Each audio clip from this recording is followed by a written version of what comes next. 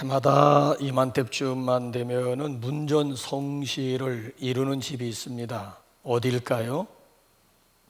철학관 아니면 무당집 아니면 점술가 집이 되겠지요.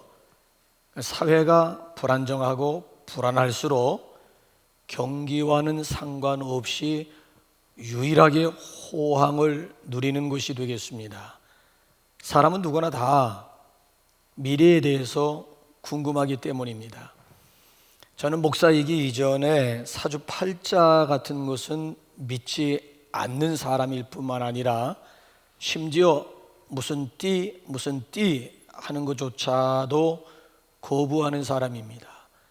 사람을 짐승과 비교한다라고 하는 것 자체가 이게 자존심 상할 뿐만 아니라 이건 창조주 하나님께 대한 모독 행위라고 생각합니다.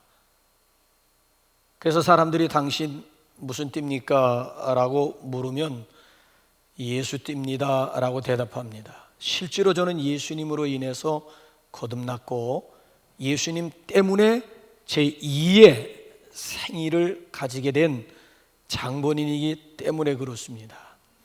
사람들은 금년이 소띠라면서요. 소띠. 소띠의 의미를 부여하는 분들이 상당히 많이 있더라고요. 또 그 소띠와 함께 인터넷상에 유머 몇 가지가 떠돌아다니고 있습니다. 그 중에 하나는 뭔가 하면은 금년에 집집마다 소 4마리만 키우면은 가정이 행복해질 수 있답니다. 그 4마리의 소가 뭘까요? 내가 졌소, 당신이 옳소, 당신 마음대로 하소, 나를 용서하소. 이 4가지 소만 잘 키우면은 절대 관계에 문제 없다는 거예요. 오히려 행복해질 수 있는 지름길이라고 하는 거예요. 여러분, 소띠니 말띠니 하면서 띠에다가 의미를 둘 생각들 하지 마시고 좌우지간 금년에는 4마리 소 잘 키워서 관계가 아름다워지는 행복한 한 해가 되시기를 주님의 이름으로 축원합니다. 자, 신년 벽두를 맞이해서 하나님께서 사도 바울을 통해서 우리에게 주시는 소중한 메시지가 무엇입니까? 비록 한 번도 가보지 못한 미지의 한 해라고 하지만 승리하는 비결이 오늘 본문 말씀 가운데 담겨 있습니다. 자, 금년 한 해 동안 우리는 카이로스의 삶을 살 수도 있고 크로노스의 삶을 살 수도 있습니다. 여러분이 선택하는 거예요. 2020년도와 다를 바 없는 그렇고 그런 크로노스의 삶을 살 것이냐 아니면 2021년도와는 뭔가 좀 차별이 있는 뭔가 좀 성취감이 있고 보람이 있는 의미 있는 카이로스의 삶을 살 것인가? 그것은 오늘 내가 선택하고 내가 결정하는 겁니다. 자, 오늘도 또 금년 한 해 동안도 지난해와는 다른 카이로스의 삶을 살기 위해서 어떻게 해야 될까요? 자, 여기다가 이제 우리가 질문을 이렇게 던지게 되면은 오늘 본문 말씀이 이에 대해서 크게 3가지로 우리에게 답을 주고 있습니다. 첫 번째는 과거를 잊어버리십시오. 자, 100m를 달리는 선수가 자꾸 뒤가 신경 쓰여가지고 실끝거리면서 뒤를 쳐다보면서 달린다면은 제대로 성적을 낼 수가 있을까요? 전력 질주해도 모자랄 판인데 자꾸 뒤에 사람 신경 쓰고 뒤에 것을 자꾸 밀어버리지 못해가지고 힐끗거리면 이게 제대로 달리기가 되겠느냐고요. 그리스 신화 가운데 보게 되면 야누스 신이 있습니다.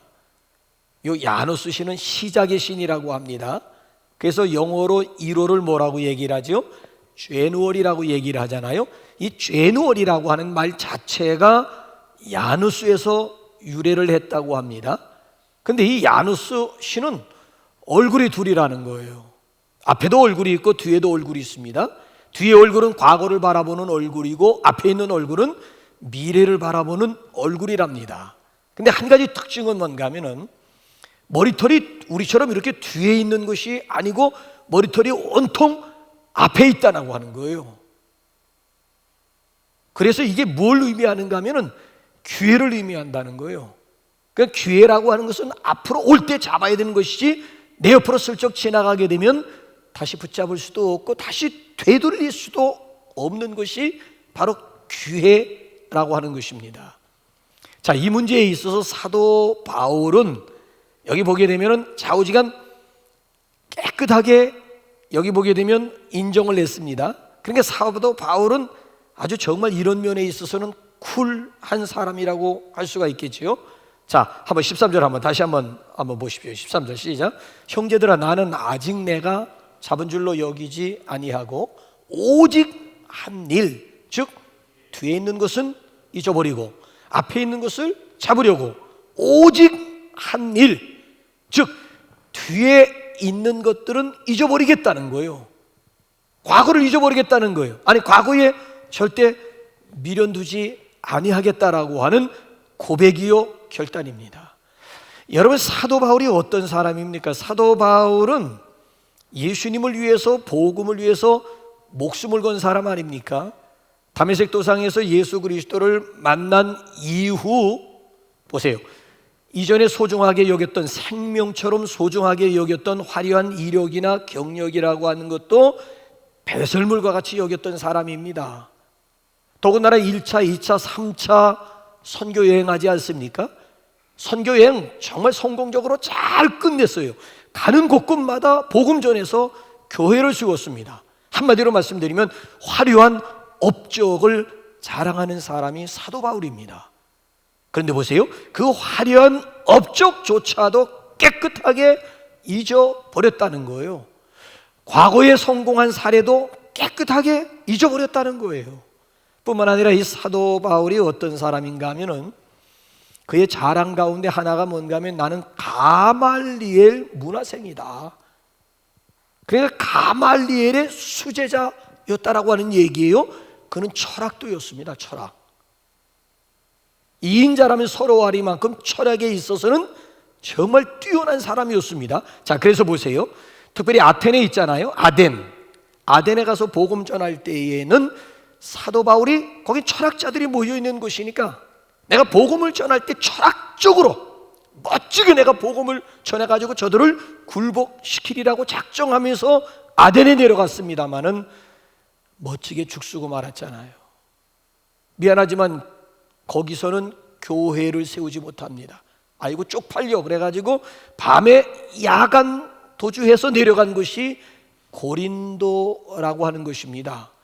한마디로 말씀드리면은 이건 바울의 선교 사역에 있어 오점이 아닐 수가 없어요. 그래서 정말 굉장히 의기소침한 실패한 이런 과거를 가지고 있는 거야. 자, 여기서 이제 뼈저린 교훈을 얻고 고린도전서 2장에 보게 되면 내가 예수 그리스도와 십자가 외에는 아무것도 알지 아니하기로 작정했다. 전도에 미련한 것으로, 그러니까 철학적인 방법 가지고 복음을 전하려고 하는 것이 아니라 세상 사람들이 볼 때는 가장 어리석고 가장 미련하게 여기는 전도에 미련한 것으로 복음을 전하리라고 사도 바울이 작정한 것을 보게 되면 아테네에서 이 실패 경험이 바울에게 얼마나 영향을 끼쳤는가를 우리가 실감할 수 있지 않겠습니까? 그런데 과거의 그 실패마저도 깨끗하게 잊어버리겠다는 거야. 좌우장 과거의 화려한 이력과 경력과 업적조차도 잊어버릴 뿐만 아니라 과거의 이런 실패 경험조차도 깨끗하게 잊어버리겠다라고 하는 고백이에요. 그러니까 이미 지나간 과거 시간에 매이지 않고 새로운 미래를 향해서 일어서리라고 하는 고백입니다. 이것이 바로 축복된 새해를 맞이하는 첫 번째 자세요, 첫 번째 비결입니다. 그래서 일찍이 이사야 선지자도 저와 여러분들에게 뭐라고 훈수하는지 한번 이사야 43장 18절 한번 보실까요? 시작. 너희는 이전 일을 기억하지 말며 옛날 일을 생각하지 말라. 아예 기억조차, 기억에서 지워버리라는 거, 아예 생각조차 하지 말라는. 이전 일, 다시 말씀드리면 예정 일들에 대해서는 전혀 기억조차 하지 말라는 얘기. 그리고 이제 19절 말씀을 보게 되면 보라 이제 내가 새 일을 행하리니, 그러니까 뒤에 있는 것은 잊어버리고 깨끗하게 우리 기억 속에서 지워버리고 이제는 뭐예요? 새 일을 행하실 하나님만을 기대하라고 하시는 말씀이에요. 근데 유감스럽게도 오늘날 우리 주변 가운데 보게 되면 많은 사람들이 과거에 집착한 나머지 앞을 향해서 나가지 못하는 분들이 얼마나 많은지 몰라요. 그래 어떤 사람을 보게 되면 과거의 성공에 집착합니다. 그래서 그 사람 입을 열기만 하면 뭐 왕년에 뭐 옛날에 뭐 왕년에 화려했던 시절을 잊지 못, 거기 매여가지고 사는 거야. 또 어떤 사람들은 반대로 과거의 실패에 집착합니다. 좌우전 생각들이 온통 과거에 매여 있습니다. 과거에 머물러 있습니다. 자, 그러다 보니까 과거로부터 깨끗하게, 그렇잖아요? 이 정리가 안 되는 거예요. 과거로 인해서 상처받는 분들이 굉장히 많아요. 과거에 경험했던 실패를 잊지 못하고 죄로 묵상하는 사람들이 얼마나 많은지 몰라요. 자신을 힘들게 했던 사람을 용서하지 못하고 분노 속에서 밤을 지새우며 살아가는 어리석은 사람들이 얼마나 많은지 몰라요. 여러분, 우리가 인생 마라톤에서 아니면 신앙 경주에서 승리하기 원한다면 과거부터 정리해야 할 줄로 믿습니다. 그러니까 우리로 하여금 오늘도 앞을 향해서 나가는데 나의 발목을 잡고 있는 것이 무엇인지, 신앙의 경주 가운데 장애물이 무엇인지, 아니면 주님을 섬기는데 방해가 되는 요소가 무엇인지 과감하게 정리해야 할 줄로 믿습니다. 그러면 거침없이 하이킥, 앞을 향해서 힘차게 나갈 수가 있습니다. 미국의 독립선언서를 기초했던 토마스 제퍼슨이라고 하는 사람이 그런 멋있는 말을 했습니다. 나는 과거의 화려한 역사보다는 미래의 꿈을 더 좋아한다. 여러분, 그렇습니다. 태양을 우리가 등지게 되면은 우리 눈앞에 보이는 것은 그림자밖에 없습니다. 근데 반대로 태양을 등지는 것이 아니라 태양을 향해서 나아가기만 하면 빛 가운데로 걸어갈 수가 있습니다. 이제 우리는 우리 개인뿐만이 아니고 우리 교회도 과거의 역사와 전통에 집착하는 그런 과거 지향적인 그런 교회가 아닌 보다 나은 미래를 바라보면서 새로운 꿈을 펼쳐나가는 미래지향적인 교회가 되어져야 할 줄로 믿습니다. 그래서 과거를 잊어버리십시오. 자, 두 번째 스텝은 목표를 정하고 집중하십시오. 14절 우리 다시 한번 읽어보실까요? 14절 시작. 표대를 향하여 그리스도 예수 안에서 하나님이 위에서 부르신 부름의 사항을 위하여 달려가노라. 표대를 향하여 달려가노라. 여기서 이 표대라고 하는 것은 헬라어로 스코포스입니다. 스코포스라고 하는 것은 뭔가 하면은 달리기 경기에서 골인 지점을 알리는 기둥을 의미하는 거예요. 이 기둥을, 골인 지점, 그 기둥을 스코포스라고 얘기를 하는 거예요. 그러니까 여기서 표대라고 하는 것은 목표물을 얘기하는 거예요. 그래서 사도 바울은 지금 여기 표대를 향해 집중하고 있는 모습이에요. 표대를 향해서 집중한다는 거예요. 그러니까 우리에게도 이런 자세가 절대 필요합니다. 괜히 여기저기 기웃거리다가는 아무것도 이루는 것이 없어요. 과거 이스라엘 백성들이 그랬다니까요. 그래서 엘리야 선지자가 뭐라고 도전하는지 한번, 이번에는 열왕기상 18장 한번 볼까요? 시작. 엘리야가 모든 백성에게 가까이 나아가 이르되 너희가 어느 때까지 둘 사이에서 머뭇머뭇하려느냐? 여호와가 만일 하나님이면 그를 따르고, 만일 하나님이 바알이 하나님이면 그를 따를지니라 하니 백성이 말 한마디도 대답하지 아니야. 어느 때까지 둘 사이에서 머뭇머뭇하려느냐? 오늘 섬길 자를 결정하라. 오늘 따를 자를 결정하라는 거예요. 두 사이에서 머뭇머뭇하게 되면은 아무것도 이루는 것이 없다는 거예요. 20대를 변화시키는 30일 플랜이라고 하는 책에 보게 되면은 하버드 대학교 심리학 연구소는 어느 사회에서나 65세 이상의 정년 퇴직자들이 3대, 10대, 60대, 27대 비율로 경제 피라미드를 구성하고 있는 것을 발견했답니다. 어느 사회에서나, 어느 나라, 어느 사회에서나 65세 정년퇴직자들을 쭉 놓고 분석을 해본 결과 3대, 10대, 60대, 27대로 나누어지게 되려는 거예요. 그리고 여기서 3%는 최고 부를 누리는 사람들이에요. 그 다음에 10%는 현직에 있을 때와 다를 바 없이 경제 생활을 누리는 분들이에요. 60% 사람들은 간신히 경제 생활을 유지해 나가고 있는 사람들이에요. 근데 27%의 사람들은 자선단체의 도움을 받고 살아가는 사람들이라고 하는 거예요. 도대체 이들의 차이가 뭘까? 이게 궁금한 거예요.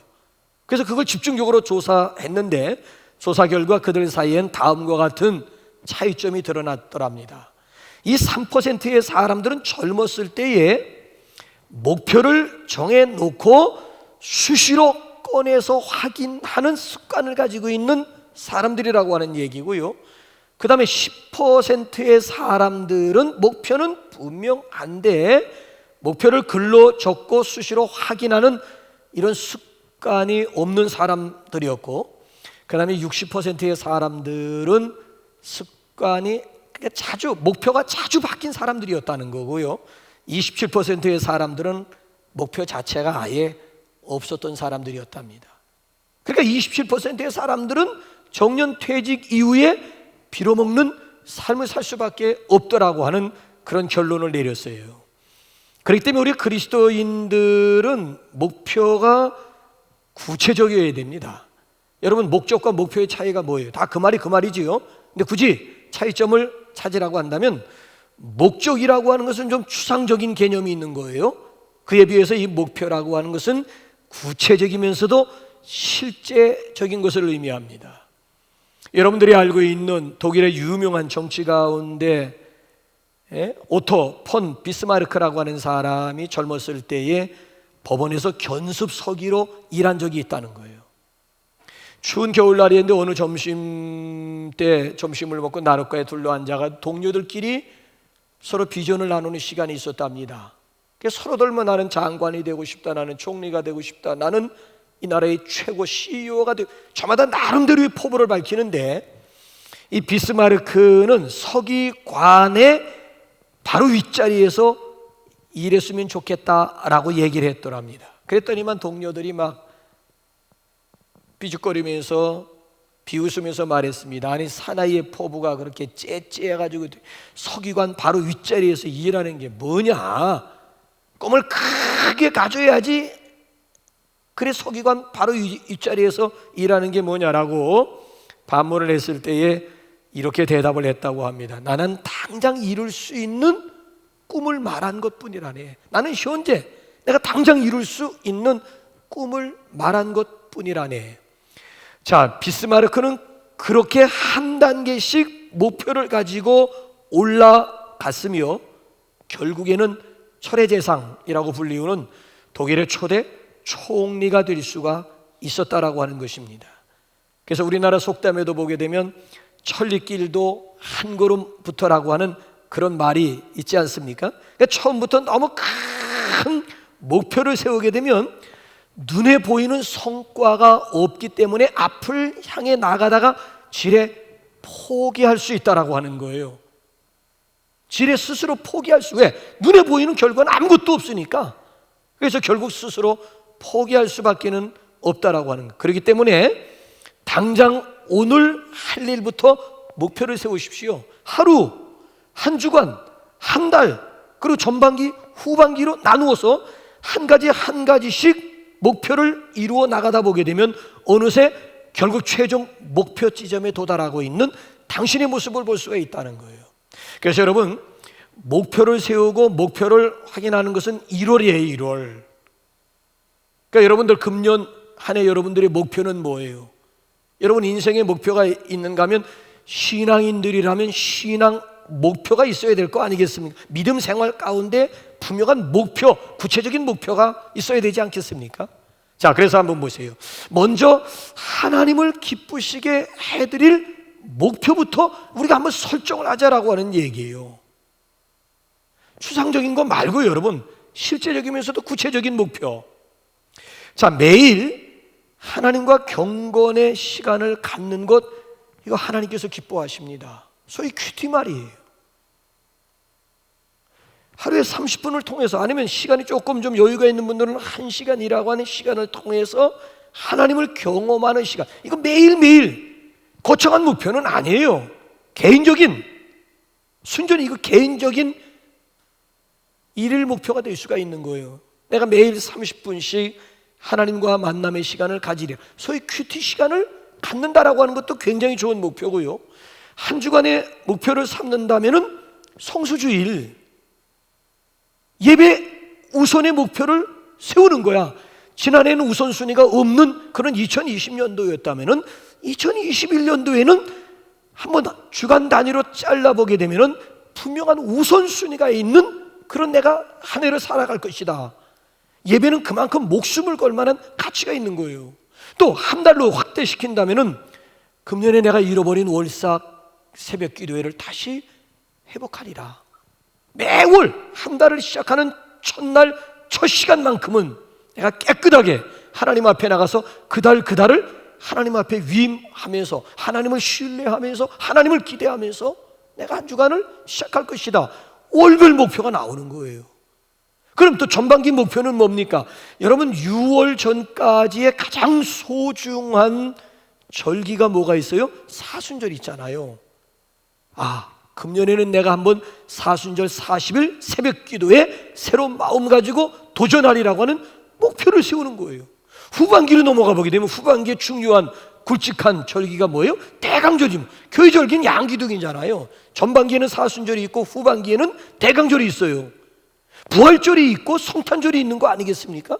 그래서 대강절기를 통해서는 내가 이웃을 배려하면서 사랑의 마음 나누기 캠페인에 내가 도전하리라. 자, 보세요. 일일 목표가 있잖아요. 주간의 목표가 있잖아요. 월별 목표가 있잖아요. 전반기의 목표가 있잖아요. 후반기의 목표가 있잖아요. 자, 이런 목표를 통해서 하나님을 기쁘시게 해드릴 뿐만 아니라 내가 1년 동안 내 신앙이 쑥쑥 성장하는 모습을 보면서 성취감, 소위 말하면 의미와 보람도 얻을 수 있는 것 아니겠습니까? 이거야말로 일거양득, 일석이조의 효과. 하나님도 기쁘게 하고 내 자신도 기쁘고, 누이 좋고 매부 좋고 꼭 먹고 알 먹고 임도 보고 뻥도 따고 도랑치고 가재 잡고 수영하고 떼 베끼고 마당 쓸고 뭘 주세요? 동전 죽는 격이지 뭐. 그래서 금년 한 해 동안은 저와 여러분이 일석이조 아니면 일거양득의 주인공들이 되시기 바랍니다. 목표가 분명하지 못한 신앙생활은 흔들릴 수밖에 없습니다. 갈짓자 걸음을 걸을 수밖에 없습니다. 목표가 분명하지 못한 신앙생활은 실패할 수밖에 없습니다. 목표가 분명하지 못한 신앙생활은 자꾸 옛날만을 그리워하는 거예요. 나에게도 그럴 때가 있었는데, 저런 때가 있었는데, 그때가 좋았는데, so what? 그래서 어쩌다는 거예요. 자꾸 지금 옛날이 좋았다는, 나도 열심을 낼 때가 있었다는 거야. 왕년에 부자 아니었던 사람이 있어요? 아니에요. 그러니까 우리는 분명한 신앙생활 가운데 분명한 목표가 있어야 된다는 거예요. 그래서 하나님의 목적이 이끌어가는 분명한 삶이 될 때에 우리는 승리하게 될 줄로 믿습니다. 자, 그런가 하면 마지막 세 번째로는 최선을 향해 달려가십시오.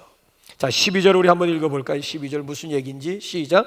오직 내가 예수 그리스도께 잡힌 바 된 그것을 잡으려고 달려가노라. 자, 14절로 넘어가 보게 되면은 부름의 상을 위하여 달려가노라 그랬습니다. 12절과 14절에서 강조되는 동사가 뭐예요? 달려가노라. 옛날 성경은 쫓아가노라. 푯대를 향하여 위에서 부르신 부름의 상을 위하여 쫓아가노라. 자, 부름의 상을 위하여 달려가노라. 여기 달려간다라고 하는 말은 헬라어로 디오코예요.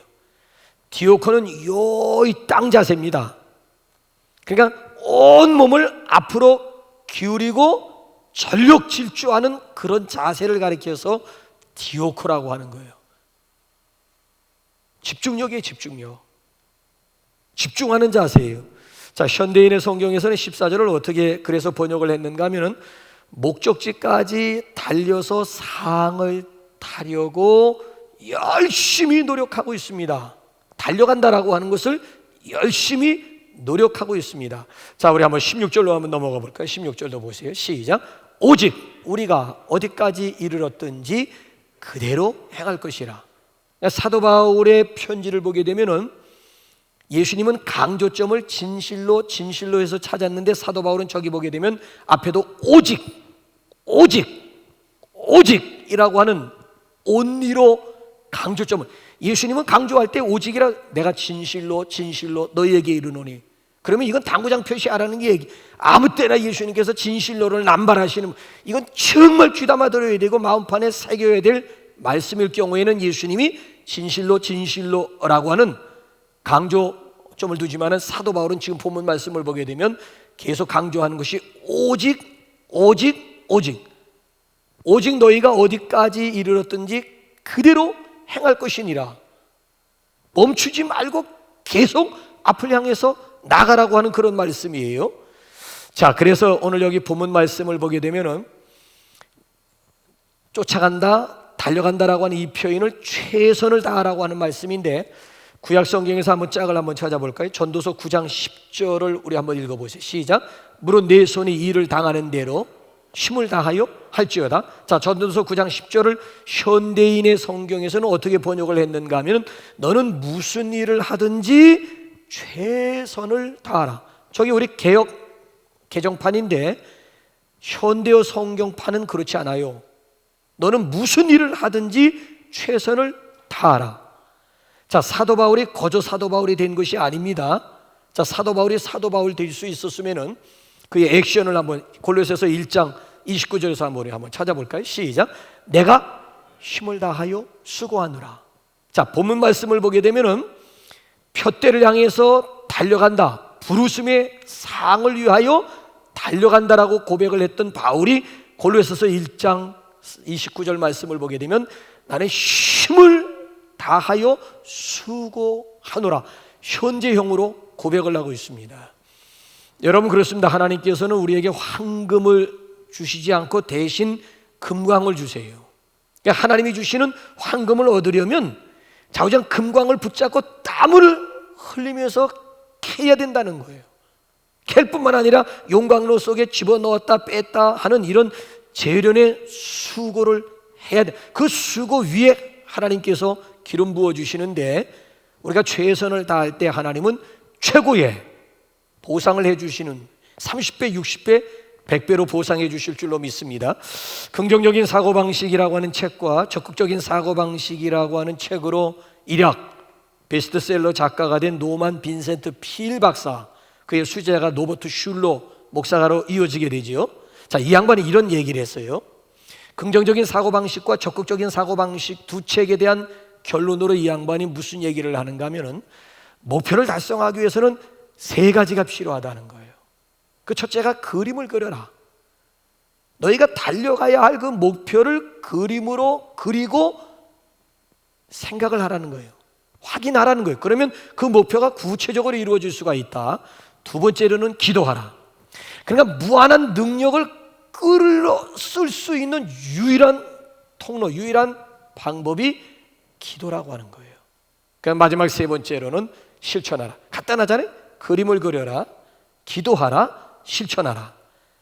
그러니까 일단 뜻을 세웠고 마음의 꿈과 계획을 품었으면 주저하지 말고 기도하면서 행동하라는 거예요. 실천하라는 거예요. 그러면 품은 뜻을 이루도록 하나님께서 역사하신다는 겁니다. 베스트셀러 모양 이 바보들은요, 항상 결심만 하는 거예요.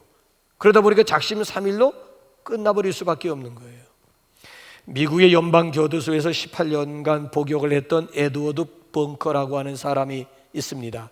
전까지 했던 그가 미스터 블루라고 하는 자서전을 출판했습니다. 자, 그의 책은 범죄 문학상 결선까지 진출하여 작가로서 제2의 인생을 연 대표적인 사람입니다.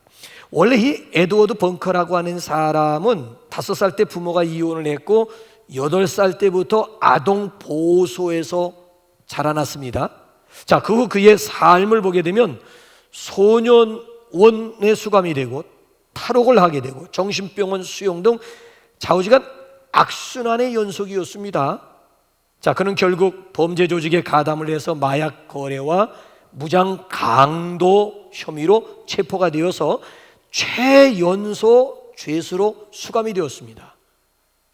최연소 나이로 수감이 되면서 감옥 속에서 완전히 다른 사람으로 변신을 하게 됩니다. 그 결정적인 계기가 뭔가 하면은 거기서 독방에 수감되어 언제 사형이 집행될지 모르는 이런 초조한 가운데에서 끊임없이 글을 쓰고 책을 쓰는 사형수를 보면서 감동을 먹은 거예요.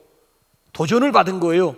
그래서 마침내 결심을 하게 되었습니다. 이제부터라도 죽을 때까지 나는 결코 세월을 허송하지 않으리라.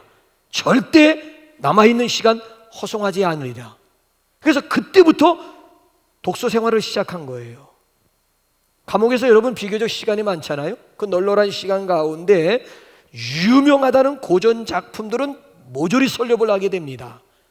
자, 문학 작품 속에서 깊이 빠져 있는 동안 자꾸자꾸 문학 작품 세계 속에서 지내다 보니 자신도 모르게 문학적인 감성이라든지 재능에 싹이 돋기 시작을 한 거예요.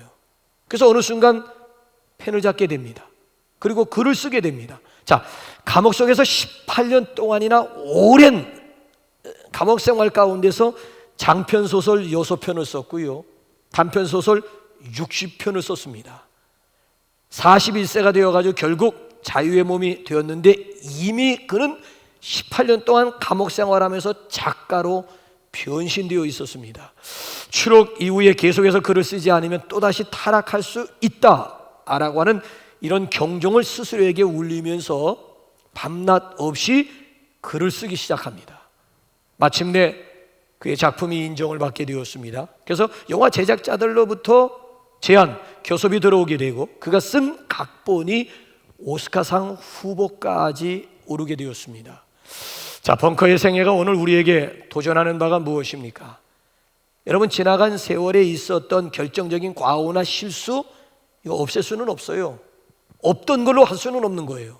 중요한 것은 뭔가 하면 그것을 교훈 삼아가지고 현재와 미래의 시간에는 얼마든지 과거의 실수를 만회할 수 있는 기회가 온다는 거예요.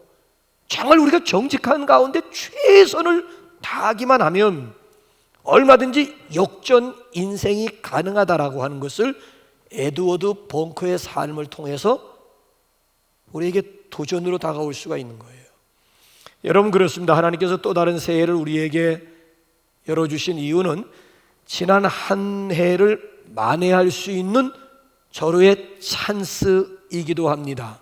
여러분, 기회라고 하는 것은 기회를 기회로 알고 기회로 활용하는 자들에게 주시는 하나님의 선물이 아닐 수가 없어요. 자, 2021년이 우리에게는 크로노스의 시간이 될 수도 있고 카이로스의 시간이 될 수도 있습니다. 그냥 2020년도와 다를 바 없는 그렇고 그런 크로노스의 한 해가 될 수도 있고 2020년도와는 뭔가 다른 기쁨이 있고 보람이 있고 성취감이 있는 창조적인 카이로스의 한 해가 될 수가 있습니다. 오늘 우리가 선택하는 거예요. 여러분, 어느 쪽을 선택하시겠습니까? 카이로스의 한 해가 되기 위해서는 우선 지난날의 성공도 실패도 잊으십시오. 표대를 정하는 거예요. 목표, 구체적인 목표를 정한 다음에는 오늘 최선의 노력을 경주하는 것입니다. 자, 그때 하나님께서는 우리가 최선 다한 그 결과에 대해서 30배, 60배, 100배로 보상해 주실 것입니다. 그래서 우리 바라기는 우리 새해 벽두이니까 우리 한번 구체적인 결승점을 향해서 나아가는데 어떻게 나갈 것이냐, 한번 좀 구체적으로 한번 일일 목표, 주간 목표, 월별 목표, 전반기 목표, 후반기 목표를 한번 설정해 놓고 우리 성령님의 도우신 가운데 주와 더불어 함께 승리할 수 있는 카이로스의 한 해가 될 수 있기를 주님의 이름으로 축복합니다. 우리 시간 하나님 앞에 좀 기도할까요?